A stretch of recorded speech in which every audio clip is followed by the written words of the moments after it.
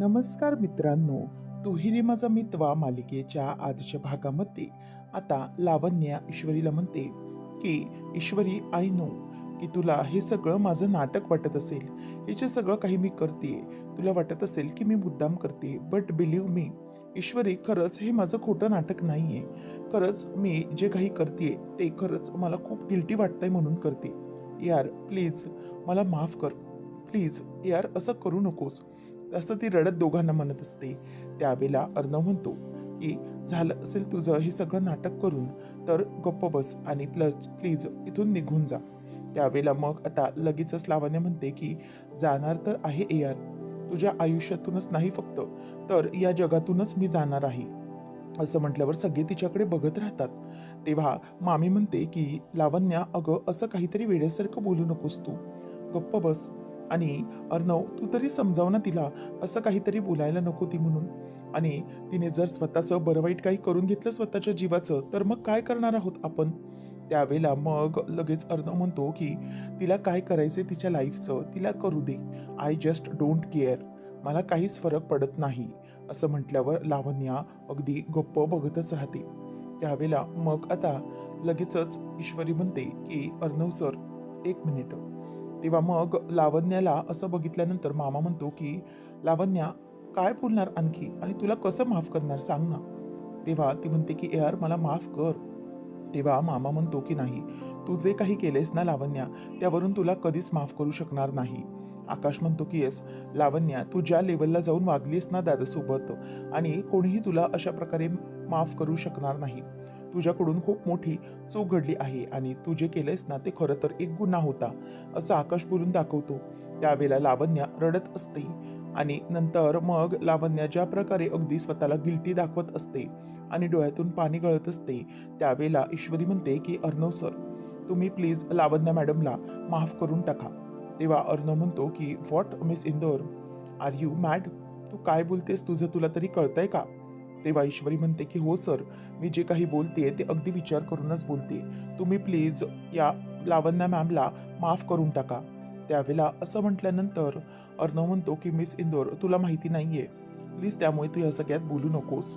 तेव्हा ती म्हणते की सर, लावण्य मॅडमना त्यांनी केलेल्या चुकीचा पश्चाताप झालाय, त्यांना स्वतःची चूक समजली आहे आणि म्हणूनच त्या माफी मागतायत ना आपल्याकडे, त्यामुळे आपण त्यांना माफ करून टाकायचं. जर समोरच्या आपल्याकडे माफी मागत असेल तर आपण त्याला माफ करायचं, कारण की त्या मनापासून माफी मागतायत, त्यामुळे प्लीज अर्णव सर, आपण त्यांना माफ करून टाकूया. असं म्हटल्यावर आता लगेचच अर्णव म्हणतो की मिस इंदोर, तू पण ना, आणि ती गप्प बसते. त्यावेळेला मग अर्णव म्हणतो की बघितलंस लावण्य, तिच्याकडे पाहिलंस का तू, मिस इंदोरचे विचार कसे आहेत ते, एक तू तशी आहेस आणि एक ती तशी, तुमच्या दोघींमध्ये काय फरक आहे तू आता पाहिलंस का. असं तो तिला बोलून दाखवतो आणि म्हणतो की आता फक्त मिस इंदोर म्हणते म्हणून मी तुला माफ करतोय, आणि जर पुन्हा असं केलंस तर बघ. असं म्हणून तो चिडून तिथून निघून जातो. आणि इथे लावण्य मात्र अगदी पुन्हा रडण्याचं नाटक करते. ती खाली तिथल्या तिथे गुडघ्यांवर बसून रडू लागते आणि ईश्वरीला पण तिचं अगदी गिल्टी वाटणं हे जेन्युअन वाटत असतं. तिथून राकेश आणि वल्लरी दोघं तिच्याकडे पाहत असतात. अर्णव वैतागून रूममध्ये निघून आलेला असतो. तेव्हा ईश्वरी तिथे येते आणि मग अर्णव विचार करत असतो की मिस इंदोरला झालं तरी काय होतं, ती अशी का वागत होती, म्हणजे तिने मला अचानक लावण्याला त्या माफ का करायला सांगितलं असेल. तेवढ्यातच तिथे ईश्वरी येते आणि म्हणते की अर्णव सर. तेव्हा तो म्हणतो की मिस इंदोर. तेव्हा ईश्वरी म्हणते की सर, तुम्ही असे निघून का आलात. तेव्हा अर्णव म्हणतो की मिस इंदोर, तू काय केलं असे, त्या लावण्याला लावण्याला का माफ करायला सांगितलं.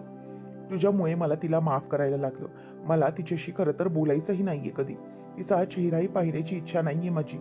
तेव्हा मग ईश्वरी म्हणते की अर्णव सर, मला माहितीये त्या जे काही तुमच्यासोबत वागल्या त्या चुकीचंच होतं, परंतु काय आहे ना, त्या अगदी मनापासून तुमची माफी मागत होत्या, आणि जी व्यक्ती आपल्याकडे अगदी मनापासून माफी मागत असेल तर आपणही मोठं मन करून त्यांना माफ करून टाकायचं असतं. आणि अर्णव सर, तुम्ही एकदा जरा त्यांच्या बाजूने पण विचार करून पहा ना.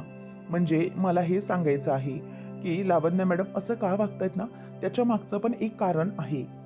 म्हणजे तुम्हाला माहितीये, त्यांचं तुमच्यासोबत लग्न ठरलं होतं, तुम्ही त्यांच्याशी अगोदरपासून ओळखीच्या आहात, आणि त्या तुमच्यावर खूप प्रेम करतात आणि म्हणून लग्नासाठी तुम्ही तयार झाल्या होतात, बरोबर की नाही? मग अचानकच त्यांना तुमच्या नावाची हळदही लागलेली असताना तुम्ही एक दिवस मला लग्न करून या घरात घेऊन आलात. त्यांना त्याचा किती धक्का बसला असेल याचा तुम्ही जरा विचार तरी कधी केलाय का? आणि त्या तुमच्या इतक्या अखंड प्रेमात बुडलेल्या असताना तुम्ही अचानक मला लग्न करून या घरात घेऊन आलात. यांना ना त्याला अगदी धक्का बसला असणार आहे आणि म्हणूनच त्या असं काहीतरी विचित्र वागतायत आणि त्यांचं अजूनही तुमच्यावर प्रेम आहे. आणि सर, प्रेम असं काही कधी खरं विसरता येत नाही आणि त्याच्या मागे जे काही वागतो ते चुकीचंच असतं. तेव्हा मग ईश्वरीला अर्णव म्हणतो की पण मिस इंदौर, मला सांग ना, ती हे जे काही वागली तिचं वागणं हे करेक्ट होतं का, सांग मला. ईश्वरी म्हणते की नाही, लावण्य मॅडम चुकीच्या होत्या, परंतु त्या प्रेमात आहेत. त्यामुळे प्रेमामध्ये काय चूक काय बरोबर हे त्या व्यक्तीला समजत नाही. फक्त प्रेमाच्या फ्लो बरोबर ती व्यक्ती वागत चाललेली असते. आणि तुम्हाला माहितीये का सर, प्रेमामध्ये दिल और दिमाग या दोन वेगवेगळ्या गोष्टी असतात. या तेव्हा लक्षात येतं जेव्हा आपण प्रेमात पडतो. त्यामुळे प्रेमात पडणारा माणूस हा कधी डोक्यानं न विचार करता तो अगदी दिल से मनापासून विचार करतो. आणि त्यांच्या मनात तर तुम्ही आहात आणि तुम्हाला मिळवण्यासाठीच त्या या स्टेपला जाऊन वागल्या असणार. आणि खरं तर यात त्यांची अशी काही चूक म्हणता येणार नाही, कारण की त्या तुमच्याबरोबर खूप प्रेम करतात आणि तुमचं त्यांच्याशी लग्न होणार होतं.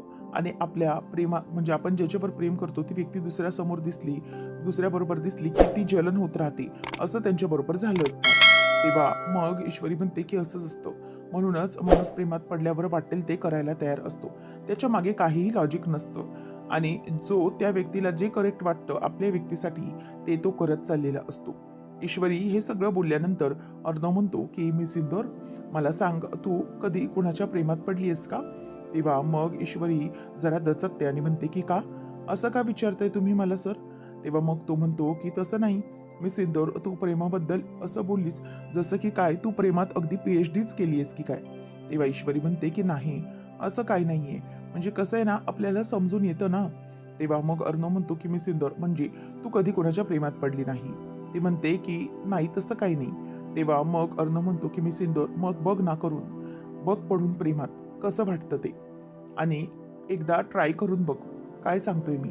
असं म्हटल्यावर आता ईश्वरी त्याच्याकडे बघतच बसते आणि तो म्हणतो की बघ, एकदा प्रेमात पडून बघ. असं म्हणून तो तिथून आता निघून जातो. ईश्वरी विचार करत राहते अर्णव काय बोललोय त्याचा. तर इथे ईश्वरी अर्णव गेल्यानंतर त्याच्या सगळ्या लग्नापासूनच्या त्यांच्या आठवणी असतात त्या तिच्या जाग्या होतात. अर्णव ईश्वरी एकमेकांच्या दिवसेंदिवस कसे जवळ येत आहेत, त्यांचं नातं एकमेकांपासून कसं आता घट्ट होतंय, हे सगळं तिला आठवतं आणि ती गालातल्या गालातच आता हसत असते. नंतर मग ईश्वरी विचार करते की अर्णव सर हे जे काही बोलले त्यावरून मला हे सगळं का आठवलं असेल. ती आता सगळ्या गोष्टींचा विचार करते. ईश्वरी अर्णव सोबत किती खुश आहे हे तिला ते सगळं आठवून लक्षात येत असतं.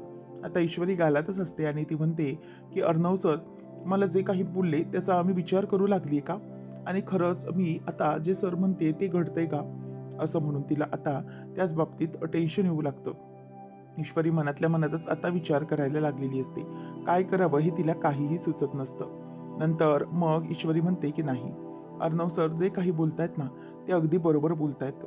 आणि तिला आठवतं की कशा प्रकारे तिने गुंडांची डिशुम केलेलं होतं, म्हणजेच त्या बायकांशी अर्णवच्या मदतीने, आणि दोघांनी मिळून प्रत्येक संकटाचा कशा प्रकारे सामना केलाय या सगळ्याचं आता गोड कौतुक तिला वाटत असतं. आणि अर्णव गेल्यानंतर ती त्याच गोष्टींच्या विचारांमध्ये आता रमलेली असते. त्यानंतर आपल्याला पाहायला मिळतं की लावण्या वल्लरीच्या रूममध्ये असते आणि रडत असते, डोळे पुसत असते. तेव्हा लावण्याला वल्लरी म्हणते की काय ग, तू काय केलंस आता, आणि त्या ईश्वरीची, दोन कवडीच्या ईश्वरीची माफी मागायची तुला काय गरज होती? अगं, मला तर वाटलं की तू काहीतरी वेगळं करशील, परंतु तू काय केलंस, शेवटी त्या दोघांच्या जाऊन तू पायाचीच गेलीस ना. काय गरज होती त्या ईश्वरीला पाया वगैरे पडण्याची? अगं लावण्या, तुला समजतंय का आता काय करायचंय? म्हणजे तू आता अर्णव बरोबर कोणतं नातं करणार आहे? त्याला फ्रेंडशिप बँड बांधणार आहे की चक्क आता त्याला राखीच बांधणार आहेस तू? काय करणार आहेस? म्हणजे अर्णव सोबतची स्वप्न तू आता सोडून दिलेली दिसतात. आता काय करणार काय आहेस ते मला जरा तू सांग. असं बोलल्याबरोबर आता वल्लरी तिच्याकडे बघतच बसते. आणि मग आता लगेच लावण्याला ती म्हणते की मग तू माझ्या स्वप्नांचं काय करणार? मला प्रॉमिस केलं होतंस तू की हे सगळं तू मला मिळवून देणार आहेस, म्हणजे ऑफिसमध्ये जागा वगैरे आकाशसाठी. मग ते आता ते मी विसरायचं आहे का, सांग मला. तेव्हा मग आता लावण्या ते स्वतःचे जे अश्रू असतात खोटे खोटे ते पुसते आणि म्हणते की मामी, आता तुम्ही अजिबात काही विसरू नका. आता उलट तुम्ही सगळं चांगलं लक्षात ठेवायचं.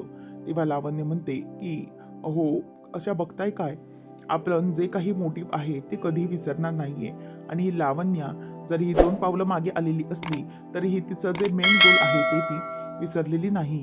त्यावेळेला हे ऐकून लगेचच मामीला बरं वाटतं. ती म्हणते की अच्छा, म्हणजे तू हे सांगतेस तर बरोबर, म्हणजे तू ते सगळं विसरलीच नाहीयेस.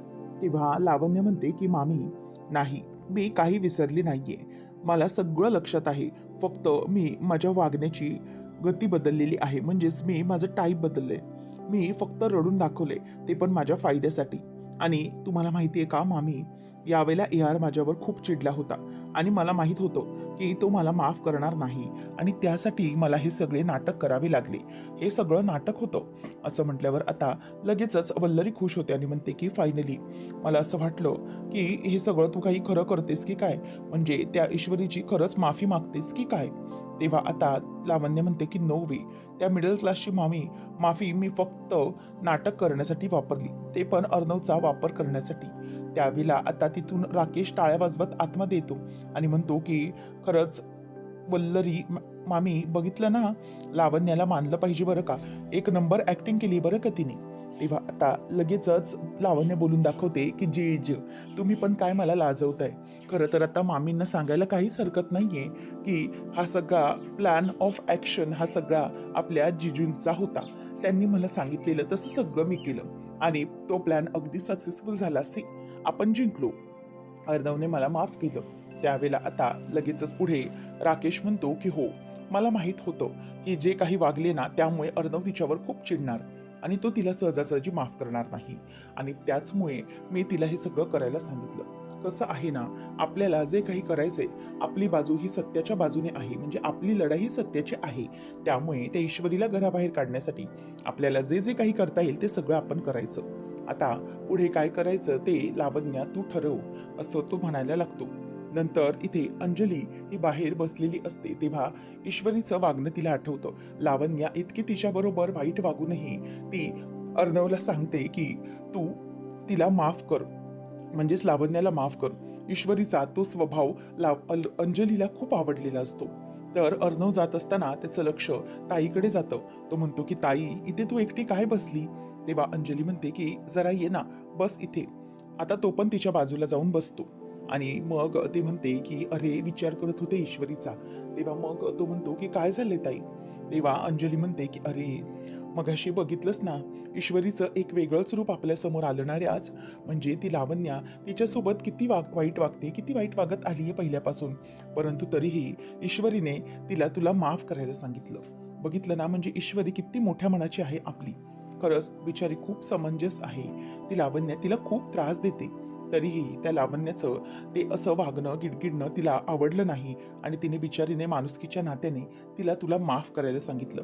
हेच तर आहे ना ईश्वरीचं वेगळेपण. म्हणजे मला वाटलं होतं त्यापेक्षा जास्त आपली ईश्वरी समजूतदार निघाली. मला खरंच अशीच मुलगी हवी होती तुझ्यासाठी, जी तुला समजून घेईल आणि मला त्याचीच काळजी असायची. म्हणजे जेव्हा तुझं लग्न होतं किंवा त्याच्या अगोदर जेव्हा तू बिझनेस करायचास, खूप मोठा बिझनेस केलास तू. खरं तर तुझ्यासाठी मुलगी शोधताना मला टेन्शनच होतं. म्हणजे तुझ्यासारखा सेल्फ इस्टीम माणूस आणि मोठा सेल्फ मेड बिझनेसमॅन, त्याच्यासाठी मुलगी बघायची झाली तर अगदी त्याला समजून घेणारीच बघायला हवी होती. त्याशिवाय तुझा खूप मोठा इगो आणि त्यासाठीच तुला समजून घेणारी मुलगी, म्हणजे तू कसा आहेस त्याप्रमाणे तुला समजून घेणारी मुलगी शोधायची होती. परंतु खरंच ईश्वरी आली आणि माझं मोठं टेन्शन बाजूला झालं. ईश्वरीसारखी मुलगी खरंच चिंटू तुझ्यासाठी शोधूनही सापडली नसती. खरंच ईश्वरी खूप चांगली मुलगी आहे आणि तुला ती खरंच खूप समजून घेते. खरं तर या गोष्टीचं मला टेन्शनच नाहीये आता. आणि तू मला पॅरेंट समजून नुसता माझ्या मागे मागे ताई ताई करत असायचा, परंतु आता मला दिसतंय की माझं टेन्शन जरा कमी झालंय, कारण की ईश्वरी असते ना तुझ्यासोबत. त्यामुळे ईश्वरीच्या बाबतीत म्हणजे जरा तू तिच्याबरोबर असतोस, त्यामुळे मला आता जरा बरं वाटतं. माझं खूप मोठं डोक्यावरचं टेन्शन हलकं झाल्यासारखं वाटतंय माहिती मला. म्हणजे ना, तू माझ्या पिडायला माझ्या मागे मागे तरी नसतोस आता. तेव्हा असं म्हटल्यावरती अर्णव म्हणतो की हे बघ ताई, असं अजिबात समजू नकोस बरं का. हा, मी सिंदूर बरोबर असतो मी मध्ये मध्ये, परंतु तुला पिडणं काही मी कमी करणार नाही बरं का. तुला असंच पिडत राहणार आहे मी. पुढे अंजली म्हणते की बरं चिंटू, अरे काय करणार आहेस आता? म्हणजे ईश्वरीला काय सरप्राईज देणार आहेस? खरं तर किती छान छान झालंय, विंटर कलेक्शनचे लॉन्च झालंय, किती सगळ्या गोष्टी चांगल्या चांगल्या झाल्यात. मग तिच्यामुळे जर काही चांगलं झालंय तर तिला तू सरप्राईज देणार नाहीयेस का? म्हणजे एखाद्या मोठ्या रेस्टॉरंटमध्ये घेऊन जाणार. तू काय बाबा एसार आहे, तर काहीतरी नक्कीच बायकोसाठी प्लॅनिंग केलं असशीलच ना. म्हणजे तिला काय चांगलं वाटतं याप्रमाणे तिच्यासाठी काहीतरी छान असं सरप्राईज प्लॅनिंग कर ना तू. म्हणजे तिला कसं बरं वाटेल. त्यावेळेला आता अर्णव विचार करतो की हो, म्हणजे ताई जे बोलते ते करेक्ट बोलतीये. मला काहीतरी मिस इंदोरसाठी प्लॅनिंग करायला पाहिजेच होतं. अंजली म्हणते की बरं ठीक आहे अर्णव, चल मी निघते. असं म्हणून ती निघून जाते. आणि त्याच वेळेला अर्णव बोलतो की हो हो, ताई जे काही बोलून गेली अगदी करेक्ट बोलली. मला खरंच मिस इंदोरसाठी काहीतरी प्लॅन नक्की केलं पाहिजे. म्हणजे मिस इंदोरला तेवढंच खूप छान वाटेल. असं म्हटल्यावर आता इथे अर्णव बाहेर येतो. ईश्वरी काहीतरी वहीत लिहित बसलेली असते. तेव्हा तो म्हणतो की मिस इंदोर, हे तू बुकमध्ये काय नोट डाऊन करतेस? तेव्हा ईश्वरी म्हणते की सर, हा हिशोब आहे. म्हणजे आपल्याकडे इतके कामाला लोक आहेत, म्हणजे ड्रायव्हर आहे किंवा काम करणारे बाकीचे लोक आहेत, बागेतली लोक आहेत, तर त्यांचे पगार वगैरे काढायचे हे सगळं मलाच बघावं लागेल ना आता. या घरची सून आहे या नात्याने, ती माझी जबाबदारी आहे. तेव्हा तो म्हणतो की येस मिस इंदौर, बरोबर बोललीस तू. आता ईश्वरीचं हे सगळं अगदी मनापासून वागणं त्याला खूप आवडत असतं. तेव्हा मग ईश्वरीला तो विचारतो की मिस इंदौर, तुला नक्की काय आवडतं? म्हणजे काय करायला आवडतं? तेव्हा ईश्वरी त्याला म्हणते की म्हणजे सर तुम्ही हे नक्की काय विचारताय? तेव्हा अर्णव म्हणतो की तसं नाही ग मिस इंदौर, म्हणजे कसं आहे ना, की तुला काय आवडतं? म्हणजे असं लॉंग ड्राईव्हला फिरायला आवडतं की कुठे बाहेर असं मजा करायला आवडते? म्हणजे ड्रायव्हिंग किंवा मूव्ही पाहायला आवडतं, शॉपिंग करायला, नक्की काय आवडतं? तेव्हा मग ईश्वरी म्हणते की अर्णव सर, मला ना असं मस्त टू व्हीलरवरून ना असं गारव्याच्या या थंडीमधून फिरावंसं वाटतं आणि एखाद्या ठेल्यावर मस्तपैकी चाट खायचं, नाहीतर मस्तपैकी एखाद्या ठेल्यावरती ते चायनीज वगैरे खायचं, एक नंबर असतं ते. तेव्हा अर्णव म्हणतो की व्हॉट इज ठेला? तेव्हा ती म्हणते की ठेला, हां बरोबर, तुम्हाला माहीत नसणार, तुम्ही काय एसार ना, तुम्हाला काय ते मस्त 5 स्टार रेस्टॉरंटच माहीत असणार आहे. अहो ठेला म्हणजे काय आहे, असे गाड्या असतात ना चायनीजच्या, त्याच्यावरती जाऊन चायनीज खाणं, बापरे काय सुख असतं ना, तुम्हाला अजिबात माहिती नाही. तेव्हा मग अर्णव म्हणतो की मिस इंदौर, अगं त्या ठेल्यावरती, त्या रस्त्यावरच्या दुकानांवरती चायनीज खाणं किती अनहायजेनिक असतं ते. तू पण ना खरंच मिस इंदौर, तुला हे सगळं असं काय आवडतं? तेव्हा ईश्वरी म्हणते की सर, अहो मी मिस इंदौर आहे, त्यामुळे मला ना अशाच गोष्टी आवडतात आणि आम्ही इंदौरचे असल्यामुळे तुम्हाला त्या गोष्टीची चव कळणार नाही. तुम्ही काय हायजेनिक अनहायजेनिक वाले डाएटवाले लोक, तुम्हाला त्या गोष्टीची मजा काय कळणार आहे. परंतु मी तुम्हाला सांगते की त्या गाडीवरती कधी खाऊन पहा, म्हणजे तुम्हाला लक्षात येईल की किती मजा येते ते.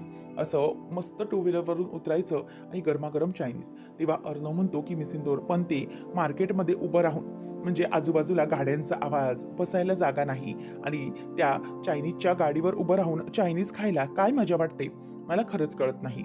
त्यावेळेला मग आता अर्णवला ईश्वरी म्हणते की नाही सर, तुम्हाला त्याची मजाच कळणार नाही. तुम्ही ना ते 5 स्टार रेस्टॉरंटमध्येच खाणार. तेव्हा तो म्हणतो की मिस इंदौर, तू माझ्यासोबत 5 स्टार रेस्टॉरंटमध्येच येणार आहे, ओके? तेव्हा ईश्वरी म्हणते की नाही अर्णव सर, मला ना त्या तुमच्या 5 स्टार रेस्टॉरंटमध्ये वगैरे अजिबात यायचं नाहीये. तुम्हीच जा, मला नाही यायचं तिथे. मला नाही आवडत त्या 5 स्टार रेस्टॉरंटमध्ये. म्हणजे तिथे जी चव मिळते ना ज्या ठेल्यावरती, ती त्या तुमच्या रेस्टॉरंटमध्ये कधीच येणार नाही, मला माहिती आहे. म्हणून जाऊ दे. तेव्हा मग आता अर्णव म्हणतो की नाही मिस इंदौर, तू माझ्यासोबत यायचे, मी करतो प्लॅनिंग काय करायचं ते. असं आता तो म्हणत असतो. तेव्हा ईश्वरी म्हणत असते की अच्छा, म्हणजे फक्त तुम्ही म्हणताय तिथेच आपण जायचंय का? असं म्हणून ती नाराज झालेली असते. अर्णव म्हणतो की येस मिस इंदौर, आपल्याला जायचं आहे. तर हे सगळं होत असताना राकेश ऐकतो आणि म्हणतो की करा तुम्ही प्लॅन, उद्ध्वस्त करायला मी इथे बसलोच आहे. आणि गालातल्या गालात तो स्वतःच हसत असतो. तर इथे आता ईश्वरी ही नमूशी कॉलवर बोलते. तिला घडलेला सगळा प्रकार सांगते की अर्णव सर मला 5 स्टार हॉटेलला घेऊन जात आहेत. तेव्हा मग ईश्वरी म्हणते की खरंच तुझे अर्णव सर ना एकदम खडूस आहेत, खडूस. म्हणजे तू इतकं सांगते त्यांना की ठेल्यावर जाऊया, पण ते ऐकत नाहीयेत. म्हणजे ना मला तर वाटतंय ना ईश्वरी, तू त्यांची ही जी काही दादागिरी आहे ना ती बिलकुल सहन करू नकोस हा. म्हणजे अगोदरही तसेच होते आणि आता लग्न झाल्यानंतरही ते तुझ्याशी असेच वागतात आणि ऑफिसमध्ये ठीक आहे, परंतु घरात पण त्यांची ही दादागिरी, बॉसगिरी सुरूच राहते का? तेव्हा मग ईश्वरी म्हणते की नाही नाही ताई, अगं तू काय बोलते ते अगदी बरोबर नाहीये. म्हणजे अर्णव सर असे काही घरात किंवा माझ्यावर दादागिरी वगैरे करत नाही. म्हणजे ते माझ्यावर कोणतंही म्हणणं असं लादत नाही. अगं ते ना मला फक्त म्हणतात की 5 स्टार रेस्टॉरंटमध्ये जाऊया म्हणून. कारण की का, त्यांना कळतंय ना, म्हणजे त्यांना असं वाटत असेल की मी ते रस्त्यावरचं खाऊन माझी तब्येत बिघडली तर, त्यामुळे मला ते व्यवस्थित खायला घालत असतील.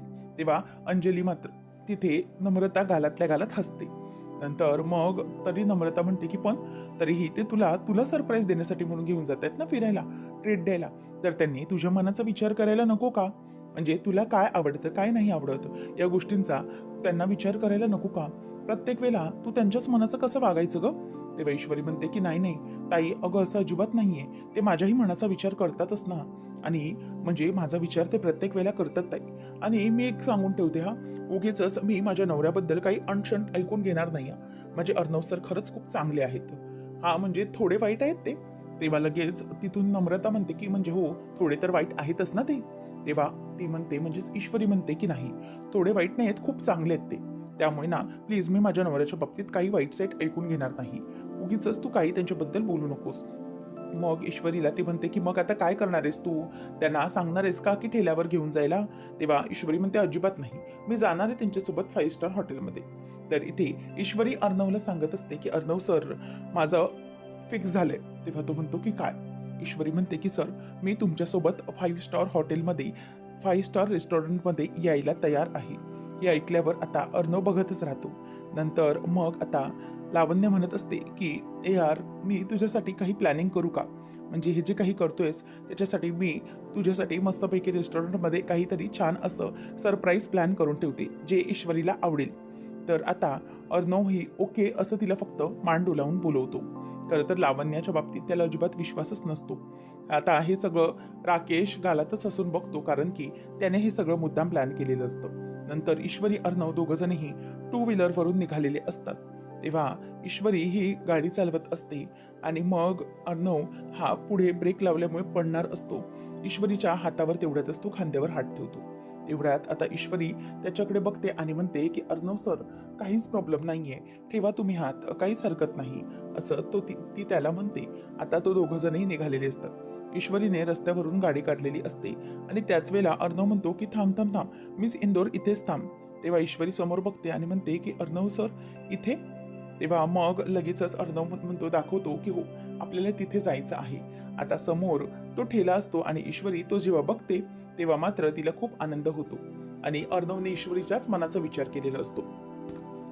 लावण्य राकेशचा प्लॅन फ्लॉप करून अर्णव ईश्वरी आता दुसऱ्याच ठिकाणी जाऊन मजा मारणार असतात. नेमकं पुढे काय घडणार पाहणं रंजकतेचं ठरणार आहे. अशाच अपडेटसाठी चॅनलला नक्की सबस्क्राईब करा. धन्यवाद.